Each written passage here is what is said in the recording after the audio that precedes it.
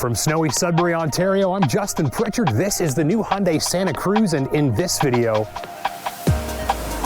welcome to another in-depth data comparison. This time, I've been slaving over spreadsheets and specifications related to the Honda Ridgeline and Hyundai Santa Cruz, calculating fuel costs, comparing all vital measurements and dimensions, and stacking these two machines up side by side. So I think you'll find this to be the most comprehensive and detailed analysis of these two pickups on the entire internet, and it's all to help shoppers like you make a smarter purchase decision.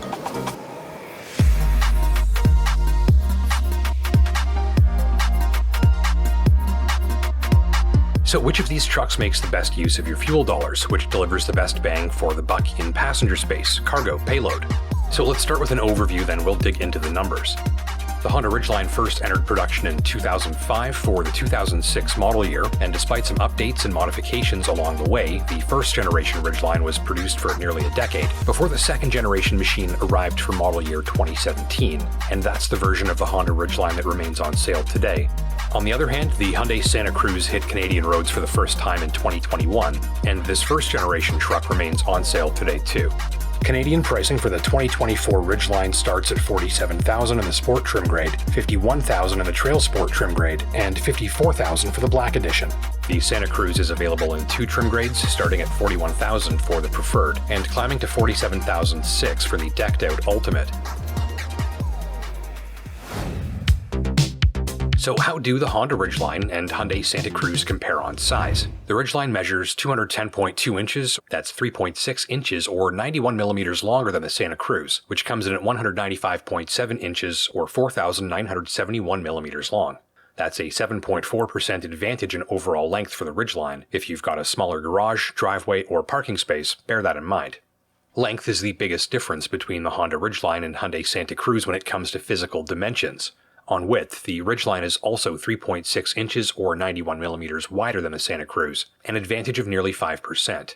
The Honda runs the longer wheelbase of the pair, measuring 125.2 inches or 3,175 millimeters. The Santa Cruz's wheelbase of 118.3 inches, or just over 3,000 millimeters, gives the Ridgeline an advantage of nearly 7 inches or 175 millimeters. That's a difference of about 6%. On height, it's 70.8 inches or 1,798 millimeters for the Ridgeline, and 66.7 inches or 1,694 millimeters for the Santa Cruz. This means the Ridgeline is taller by 4.1 inches or just over 104 millimeters, an advantage of about 6%. The smaller Santa Cruz does deliver superior ground clearance, however. At 8.6 inches or 218 millimeters, it bests the clearance of the Ridgeline by a tick under an inch or 24 millimeters.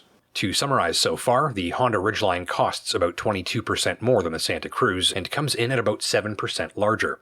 The Ridgeline gives shoppers a notable advantage in size versus the Santa Cruz, though the Hyundai should prove easier to park in tight quarters and snug garages, while also delivering superior ground clearance. How do the Honda Ridgeline and Hyundai Santa Cruz compare on space? I was curious if the Ridgeline's overall size translated to its cargo capacities versus the Hyundai Santa Cruz. So we'll start in the bed, where the Santa Cruz measures in at 52.1 inches or 1,323 millimeters long with the tailgate up, and 74.8 inches or 1,900 millimeters with the tailgate down. With the Ridgeline, it's a 64-inch or 1,626 millimeter bed with the tailgate up, expanding to 83 inches or 2,108 millimeters with the tailgate down. So that leaves the Ridgeline with an 11.9 inch or 303 millimeter advantage versus the Santa Cruz in bed length with the tailgate up. And with tailgates down, the Ridgeline still maintains an advantage of 8.2 inches or 208 millimeters. So a 23% advantage for the Ridgeline when it comes to tailgate up bed length, and an 11% advantage with the tailgate down. On cargo bed capacity, the pricier Ridgeline also leaves the Santa Cruz in second place. With the Ridgeline, you've got access to 33.9 cubic feet or 960 liters of space, which is about 26% more than the Santa Cruz's cargo bed capacity of 27 cubic feet or 764 liters. Both have in-bed storage trunks, though the Ridgeline's is about twice the size of the Santa Cruz's, and both machines have a maximum towing capacity of 5,000 pounds. So how do they compare on passenger space? While hopping on board, the Santa Cruz meets drivers with 101.8 cubic feet or 2,882 liters of passenger space. The larger Ridgeline's cabin offers 109.7 cubic feet, that's 3,105 liters, or about 8% more passenger space than the Santa Cruz. Front seat passengers in the Ridgeline get 39.5 inches or 1,003 millimeters of front headroom, giving the lead to the Santa Cruz with 40.7 inches or 1,034 millimeters of front seat headroom. That's 1.2 inches or 30.5 millimeters more than the Ridgeline, leaving the Santa Cruz with a 3% advantage here. Rear seat passengers in the Santa Cruz see an even bigger headroom gain versus the Ridgeline, in this case with an advantage of 1.3 inches or 33 millimeters over the Ridgeline. That's another 3% advantage in terms of rear seat headroom. With front legroom of 40.9 inches or 1,039 millimeters in the Ridgeline and 41.4 inches or 1,052 millimeters in the Santa Cruz, the smaller Hyundai also boasts a half-inch or 13 millimeter advantage in front legroom versus the larger Ridgeline. The tables turn towards the Honda on rear seat legroom, however, with the Ridgeline offering a very slight advantage in this measure. On rear legroom, the pair are separated by 1/5 of an inch, just 5 millimeters. So the big lesson here is to not let size deceive you, noting that a larger vehicle exterior doesn't always translate into larger interior space and cargo measures. Though the Santa Fe is smaller than the Ridgeline, it does offer a few considerable advantages when it comes to accommodating taller or leggier passengers. So not much in here is particularly truck-like, right? And that means that we've got to use a central touchscreen. So this works very easily if you've got a bare fingertip. If you don't, it still works, but the buttons are much less sensitive, right? So we can make this work with our gloves on, but I've really got to kind of press and hold. And just that same gentle tap has no effect. You've got to sort of be very deliberate. And this one's not working at all. So the point is, if you're wearing gloves, you're going to have a heck of a time working this thing. But how do they compare on performance and fuel efficiency? So aside from a few surprises relating to passenger space dimensions, we've seen the Honda Ridgeline consistently put down the bigger numbers in this comparison. Now let's see if the trend continues as we analyze the performance and fuel costs of both machines. The Ridgeline gets a 3.5-liter V6 with 280 horsepower and 262 pounds of torque. The Hyundai Santa Cruz runs a 2.5-liter four-cylinder turbo engine, generating 281 horsepower and 311 pounds of torque instead. Though the 1 horsepower difference between these two engines is negligible, the torque output difference isn't. The turbo engine in the Santa Cruz smokes the Ridgeline on torque output, with 311 pound-feet versus 262 in the Honda. That's an advantage of 49 pounds of torque, or roughly 19% for the Santa Cruz. Remember, torque is the important figure when it comes to getting a heavy vehicle to move. Santa Cruz drivers can expect better throttle response at low revs, and a more eager response from the engine in around town driving. By the way, both of these machines run regular grade gas. Finally, on payload capacity, it's 1,906 pounds or 864 kilograms for the Santa Cruz, and 1,583 pounds or 718 kilograms for the Ridgeline, giving the Santa Cruz a roughly 20% advantage in payload. But what about fuel costs?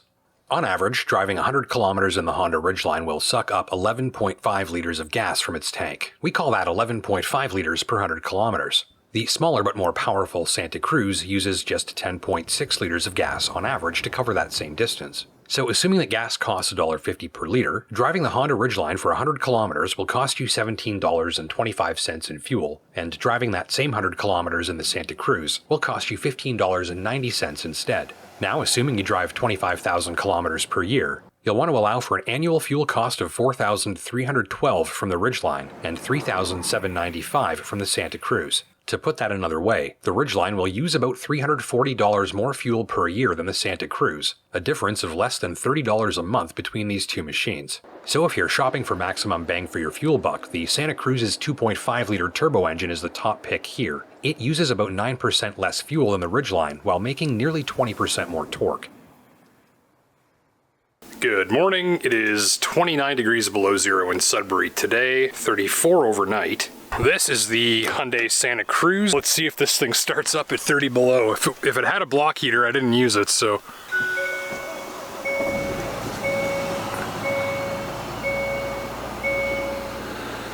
No problem.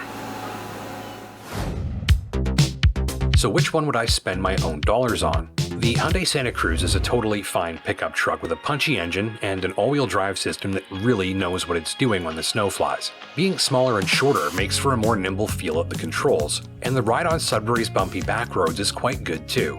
And still, I'm choosing the Ridgeline in this comparison, and about half the reason why is the interior. In the Ridgeline, the scenery around the driver features chunky controls, thick dials and toggles, and a rugged look to the shapes and lines within. It's all for an appearance that says useful pickup truck from a glance.